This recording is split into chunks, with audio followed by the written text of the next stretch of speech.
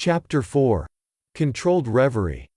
Everyone is amenable to the same psychological laws which govern the ordinary hypnotic subject. He is amenable to control by suggestion. In hypnosis, the objective senses are partly or totally suspended. However, no matter how profoundly the objective senses are locked in hypnosis, the subjective faculties are alert, and the subject recognizes everything that goes on around him. The activity and power of the subjective mind are proportionate to the sleep of the objective mind. Suggestions which appear powerless when presented directly to the objective consciousness are highly efficacious when the subject is in a hypnotic state. The hypnotic state is simply being unaware, objectively. In hypnotism, the conscious mind is put to sleep, and the subconscious powers are exposed, as to be directly reached by suggestion. It is easy to see from this, providing you accept the truth of mental suggestions, that anyone not objectively aware of you is in a profound hypnotic state relative to you. Therefore, curse not the king, no, not in thy thought. And curse not the rich in the bedchamber. For a bird of the air shall carry the voice, and that which hath wings shall tell the matter. What you sincerely believe is true of another you will awaken within him. No one need be entranced, in the ordinary manner, to be helped.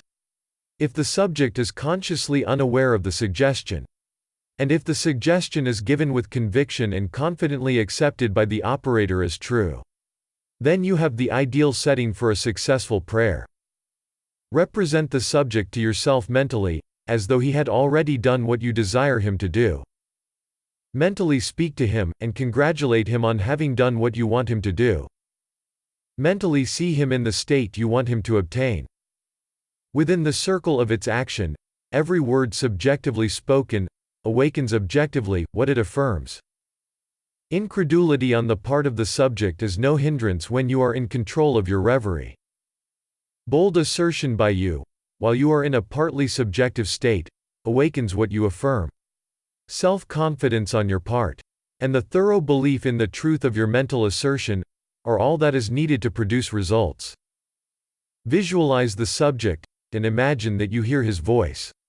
This establishes contact with his subjective mind. Then imagine that he is telling you what you want to hear. If you want to send him words of health and wealth, then imagine that he is telling you, I have never felt better and I have never had more. And mentally tell him of your joy in witnessing his good fortune. Imagine that you see and hear his joy. A mental conversation with the subjective image of another must be in a manner which does not express the slightest doubt as to the truth of what you hear and say. If you have the least idea that you do not believe what you have imagined you have heard and seen, the subject will not comply.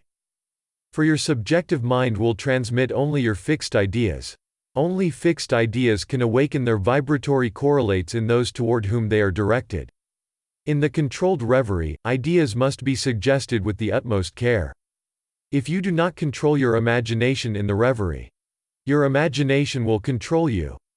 Whatever you suggest with confidence is law to the subjective mind.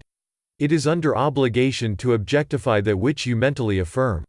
Not only does the subject execute the state affirmed, but he does it as though the decision had come of itself, or the idea had originated with him.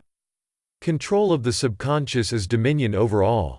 Each state obeys one's mind control. Control of the subconscious is accomplished through control of your beliefs, which in turn is the all-potent factor in the visible states. Imagination and faith are the secrets of creation.